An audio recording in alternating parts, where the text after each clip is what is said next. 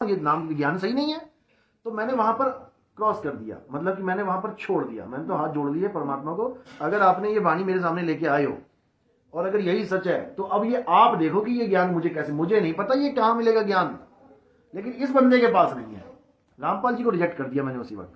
हाँ तो वो शुरू में साफ नाम दे रहे नहीं है। इसीलिए देखो राधा स्वामी का हम इतना शुक्र करते हैं कि हमें राधा स्वामी पंथ में इतना तो पता लग गया था कि वो नाम बोलने लिखने पढ़ने में नहीं आता, ये तो पता लग गया था। अब कोई कहे कि बोलने लिखने पढ़ने वाले मंत्रों से तुम्हारी मुक्ति होगी तो मैं तो कभी ना मानता, और उनका सारा खेल ही मंत्रों का था रामपाल जी महाराज का। जब उस डॉक्टर ने मुझे बताया कि ऐसे ऐसे मंत्र जपने पड़ेंगे, मैंने उसी को रिजेक्ट कर दिया। मैंने कहा डॉक्टर साहब ये ज्ञान है ही नहीं, आप कह रहे हो कबीर साहब का ज्ञान है, ये कबीर साहब का ज्ञान है ही नहीं। अब उनको ऐसी जगह छोड़ दिया उन्होंने मुझे कि अब मैं बीच में अटक गया, ना मैं पीछे जा सकता हूं क्योंकि पता लग गया कि वो नकली माल है, ना मैं आगे जा सकता हूं क्योंकि यही नहीं पता कि असली माल कहां मिलेगा। तो वहीं पे अपनी कहानी तो बीच में अटक गई भैया। फिर क्या करे, फिर मामा जी को फोन किया, उनको मैंने बताया कि ऐसे ऐसे जो ज्ञान है सोई गुरु पूरा कहा है। ये तो मेरे दूसरे मामा जी, एक तो वो थे जो दिल्ली गए और एक वो है उनसे बड़े वाले जो सबसे इंटेलिजेंट बंदे हमारे खानदान में। तो मैंने कहा किताब कबीर साहब की वाणी ऐसे ऐसे बोल रही है, 5 नाम का तो खंडन कर रखा है। अरे कहां से कौन सी किताब मिल गई, फाड़ के फेंक दे। मामा जी कहते, अरे मैंने कहा ग्रंथ फाड़ के तो मैं फेंक दूं, कबीर साहब का ग्रंथ है, लेकिन यहाँ जो चिपक गई ये कैसे फाड़ू, जो यहाँ पे आ गई वो कैसे फटेगा भाई। अरे कुछ नहीं है छोड़ दो उसको। मैंने कहा ठीक है भैया छोड़ दिया, अब नहीं आता मैं आप लोग के पास। तो मैंने राधा स्वामी व्यास छोड़ दिया। कहने का मतलब वैसे नहीं छोड़ा, ठीक है, मतलब दिमाग से ये चीज निकाल दी कि ये पूर्ण संत है, हटा दिया, लेकिन आगे का रास्ता भी नहीं था। तो मैंने हाथ जोड़े मालिक के आगे, मैंने कहा भाई आप देखो, आपका बच्चा आपका जीव है, अगर आगे ज्ञान देना होगा तो बता देना ये कहाँ पे है, कौन सा पंथ है, नहीं तो जाने दो। ये आप 100 नंबर सत्संग सुनोगे ना, उसमें मैंने पूरा समझा रखा है A to Z। फिर कहीं पे मैं कपड़े प्रेस करवाता था अपना, चंडीगढ़ में जॉब करता था ना, तो जहां पे मैं कपड़े प्रेस करवाने जाता, धोबी था वो, वहां पर उस बंदे ने ये वाणी बोली, ग्रंथ में दिखाई। मैं तो होश उड़ गया, मैंने कहा यही तो मैं ढूंढ रहा था, सोई गुरु पूरा कहावे 2 अक्षर का भेद बता। और देखो ये वाणी नानक साहब की लिख के उन्होंने बता रखी है, रामपाल वालों ने, रामपाल जी महाराज ने, कि ये नानक साहब कहते हैं सोई गुरु पूरा कहावे।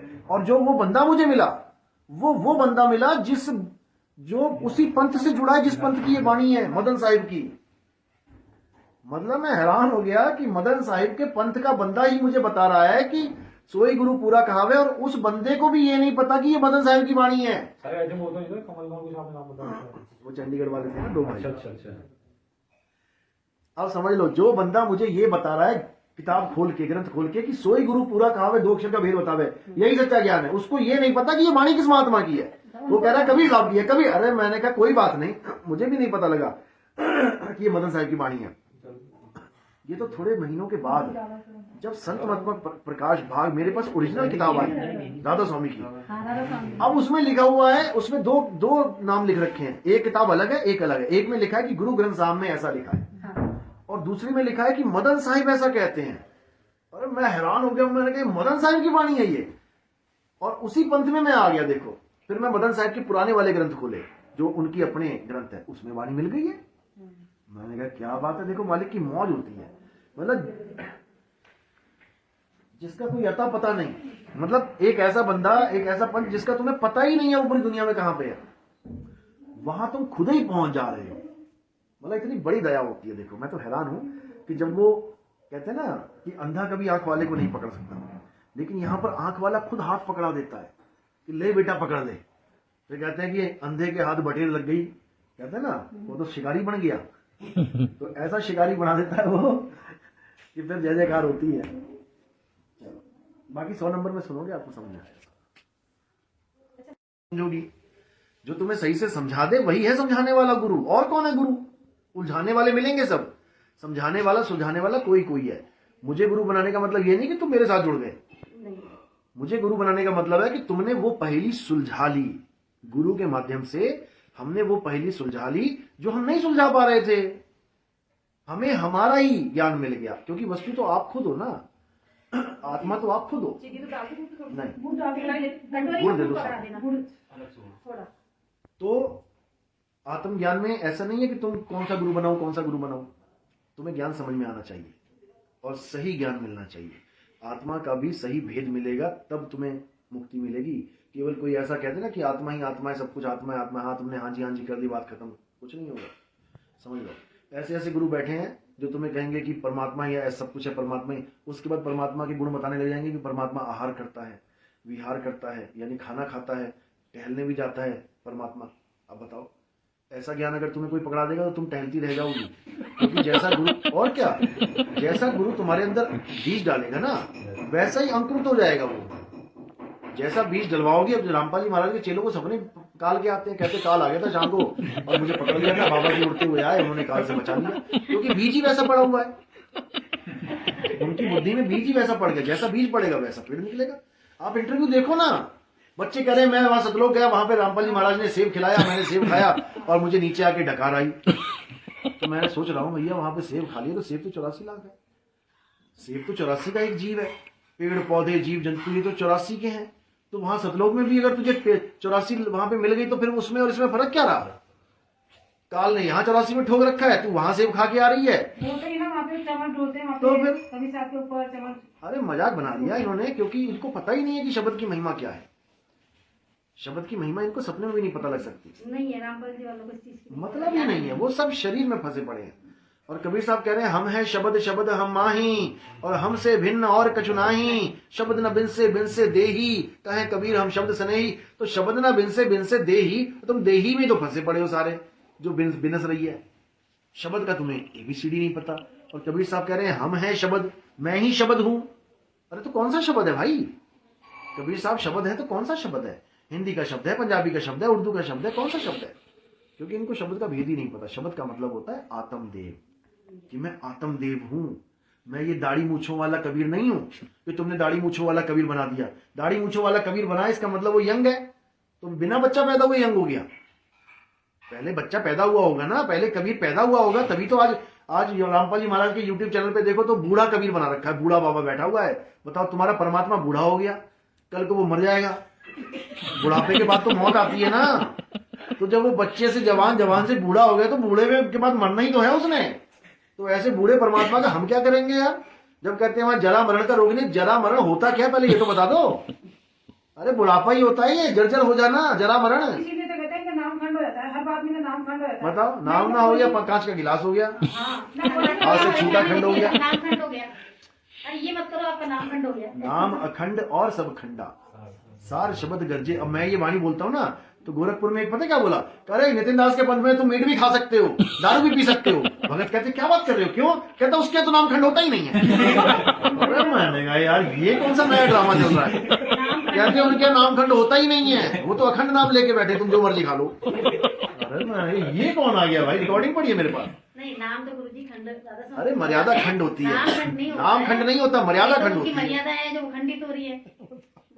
मैं हैरान हो गया, पूरे गोरखपुर में हल्ला मचा हुआ है कि नितिन दास के यहाँ जाओ, जो मर्जी खाओ पियो, वहां तो नाम खंड ही नहीं होता, यहाँ तो नाम खंड होता है भाई। तो मर्यादा है, अरे वाह, होशियार सिंह। लगा रखी है ना। नहीं, मैंने क्या मतलब शुरू से ही मैंने राधा स्वामी के ही सत्संग में गई हूँ और अच्छी वही सुने बात। हैं। मैं कह रहा हूँ कि आप बहुत ही किस्मत वाले हो, अगर आपका पहला गुरु राधा स्वामी है, बहुत किस्मत वाले 2 हो। साल की थी, मतलब तब क्योंकि से मैं मैं खुद किस्मत वाला हूँ। सत्संग में जा रही हूँ, 2 साल की थी। हालांकि मेरा वो पहला गुरु नहीं था, है ना, वो मेरे मेरे दूसरे पहले गुरु ही थे और अभी तक तो आखिरी है। अच्छी बात है ना। और अच्छी मैंने बहुत मतलब रोई हूँ, नाम लेने के लिए मुझे मिलता नहीं था, क्योंकि बहुत वो अच्छी उन्होंने बात है, हम भी अनाउंस कर खूब दिया रोए था हैं। कि शादी के बाद मिलेगा, शादी के बस बाद। हमारा भी यही। फिर वो शादी के बाद जब नाम मिला तो बाबा जी जयपुर आए थे, और उसी साल मतलब जिस साल मेरी शादी हुई तो मैंने लिया, फिर इनको नहीं मिला, इनको निकाल दिया था अच्छा। नाम में से। मैंने उन्होंने कहा तो बाबा तीन जी फायदा क्या हुआ? तीन शादी के सत्संग बाद अलाउ मिलेगा, है। शादी के बाद मिलेगा। तो सही, उन्होंने कहा 3 सत्संग अलाउ है, तो मैंने इनको बोला कि आप तो बोल देना, मैंने 3 सत्संग सुने हैं, 2 तो सुने ही है। तो इन्होंने कहा हाँ बोल दूंगा, फिर वहां गए तो ये तो बोल दिया नहीं, मैंने तो 2 ही सुने। सही, अच्छी बात बोला है, नहीं गया, नहीं फिर बोला। इनको नहीं दिया, फिर मुझे नाम मिल गया।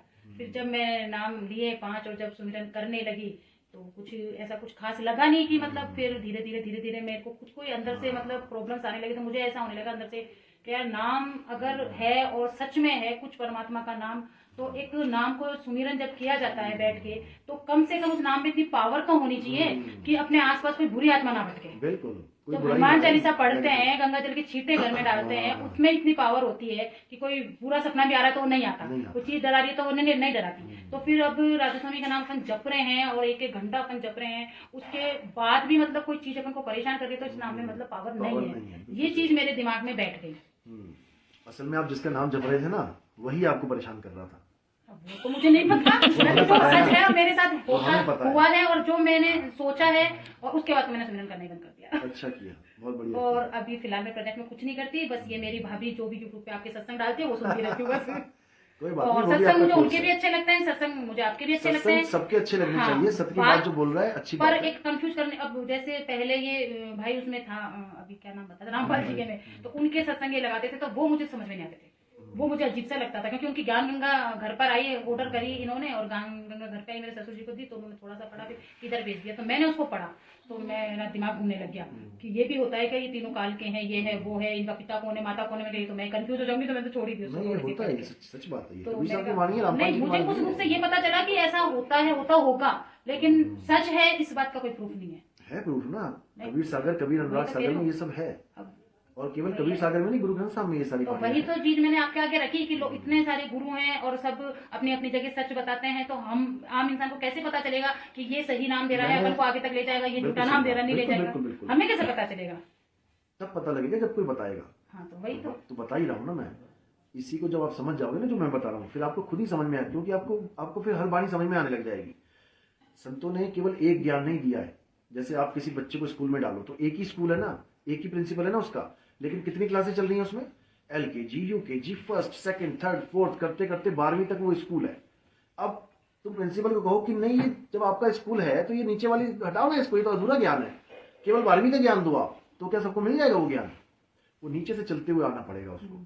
इसी प्रकार हर गुरु एक ज्ञान दे रहा है और वो बहुत जरूरी है हमारे जीवन में आना। अगर हम सारे गुरुओं का ज्ञान नहीं समझेंगे तो इसका मतलब हम आगे नहीं बढ़ पाएंगे। तो जिस गुरु का ज्ञान आपको समझ में आ रहा है, इसका मतलब आप उस लेवल के शिष्य हो। जिस गुरु का ज्ञान आपको समझ में नहीं आ रहा है, इसका मतलब वहां पहुंचने के लिए भी थोड़ा टाइम लगेगा। जैसे 5वीं के बच्चे को 10वीं की किताब पढ़ा दी जाए और पूछा जाए कि क्या लिखा है बता, इसमें बता देगा क्या? उसको अटपटा लगेगा कि यार ये क्या है। लेकिन वही किताब उसको तब समझ में आएगी जब वो 5 क्लासें और ऊपर आ जाएगा, तब उसको वही किताब समझ में आने लग जाएगी। तो इसी प्रकार हर गुरु का ज्ञान अपने अपने लेवल के बच्चे को समझ में आने लग जाता है। राम जी वाले गुरु के ज्ञान के पीछे हजारों राम जी वाले बच्चे चल रहे हैं। क्यों? क्योंकि उनका लेवल राम जी तक का ही है। अभी वो अभी शरीर से ऊपर उठ नहीं पा रहे हैं। उनको लग रहा है भगवान राम यानी एक शरीर भगवान है, और हमारे गुरु जी भी कह रहे हैं कि राम भगवान है। हाँ, यही सही है, क्योंकि वो तन से ऊपर नहीं उठ पाए, यानी साकार से ऊपर नहीं जा रहे हैं। अब जो हिंदू हैं वो राम जी के पीछे लग गए। अब जो मुसलमान हैं उनकी बुद्धि का विवेक और ऊपर उठ गया। उनको समझ में आ रहा नहीं यार, राम जी के तो यार नदी में इंतकाल हो गया, मृत्यु हो गई। कृष्ण जी के तो पैर में तीर लग गया, मर गए। यार भगवान तो मर नहीं सकता, भगवान कैसे मर जाएगा? यानी ये भगवान नहीं है। यानी उन्होंने साकार को किनारे कर दिया कि भगवान एक आदमी के रूप में नहीं हो सकता। निराकार को मान लिया कि हाँ अल्लाह निराकार है, परमेश्वर है, निराकार, उसका कोई आकार नहीं है। आज आधी दुनिया निराकार को मान के बैठी है। बिल्कुल सही है। समझ रहे हो? इसका मतलब उनका लेवल थोड़ा सा और ऊपर उठ गया। अब उनको जहां पर भी साकार की पूजा की बात चलेगी, किसी मुसलमान को हजम नहीं होगी। वो कहेगा यार क्या बात कर रहे हो। यानी कि जब छोटी क्लास से बच्चा ऊपर उठ गया, अब कोई छोटी वाली क्लास का बच्चा बड़ी वाली को समझाने लग जाए कि नहीं ऐसे होता है, और बेटा ठीक है मुझे पता है, मैं पढ़ के आया हूं, तो मुझे मत सुना। यानी मेरा लेवल तुझसे ऊपर का आ गया है। इसलिए बाबा नानक की वाणी में साफ लिखा है, कहते हिंदू अन्ना यानी अंधा, और तुर्कू काणा यानी मुसलमान काणा है। गाली नहीं दे रहे हैं, गलत नहीं बोल रहे हैं। वो कह रहे हैं हिंदू अंधा है और मुसलमान काणा है। अंधा क्यों? क्योंकि ये अकल का अंधा है। इसको इतना भी समझ में नहीं आ रहा कि एक आदमी को अल्लाह बोल दिया तूने, एक आदमी को भगवान बोल दिया, जिसकी मृत्यु हो रही है, यानी तो पूरा ही अकल का अंधा है। और मुस्लिम काणा यानी मुस्लिम को आधी सच्चाई दिखाई दे रही है कि नहीं यार ये आदमी ऐसे ऐसे ऐसे मर गया, अल्लाह नहीं कह सकता इसको मैं। यानी उसने आधी सच्चाई जान ली, लेकिन वो पूरी सच्चाई नहीं जान पा रहा है, इसलिए उसको कान्हा बोल दिया। लेकिन फिर भी जब सिखों ने मंदिर बनवाया अपना, हिंदू से पत्थर नहीं रखवाया। पता है ना गोल्डन टेम्पल में जब गोल्डन टेम्पल बनाया गया तो इसका नींव, हाँ स्वर्ण मंदिर, उसका नींव पत्थर हिंदू से नहीं रखवाया, मुस्लिम से रखवाया। लेकिन वो मुस्लिम काना नहीं था कि कोई कहे कि वो काना था, काने से थोड़ी रखवाना था। वो पक्का आत्मज्ञानी बंदा था, मियां मीर नाम था उसका। जैसे बुल्ले शाह भी मुसलमान थे, लेकिन पक्के मुसलमान है, काने नहीं थे, वो आत्मज्ञानी थे। आत्मज्ञानी कौन होता है और काना कौन होता है वो भी समझ लो। मुल्ला जो काना होता है वो आदम की औलाद होता है। जो मुस्लिम काना होता है वो आदम की औलाद समझता है अपने आप को कि सारी दुनिया कहां से आई है, हम किसके बच्चे, आदम के बच्चे हैं, बाबा आदम के।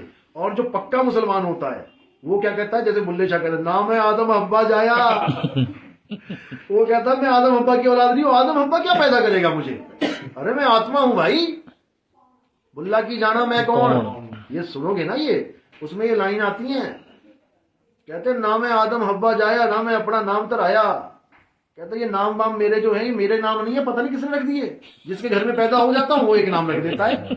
इसके हिंदू के घर में पैदा हो गया राम सिंह रख दिया, मुल्ला के घर में पैदा हो गया उसका नाम मोहम्मद रख दिया, ईसाई के घर में पैदा हो गया सेंट जोसेफ रख दिया। यार ड्रामा बना दिया तुमने। जिस घर में पैदा होता हूं एक नया ही नाम दे देते तुम लोग, लेकिन जो मेरा नाम है वो किसी को पता नहीं है।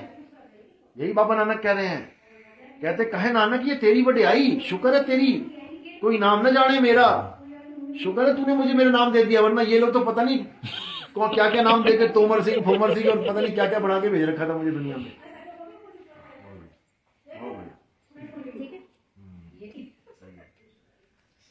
ठीक है बस, अब झंडा तो तैयार है, झंडा ढूंढो। झंडे का नाम इनका है, इनको सजा मिली।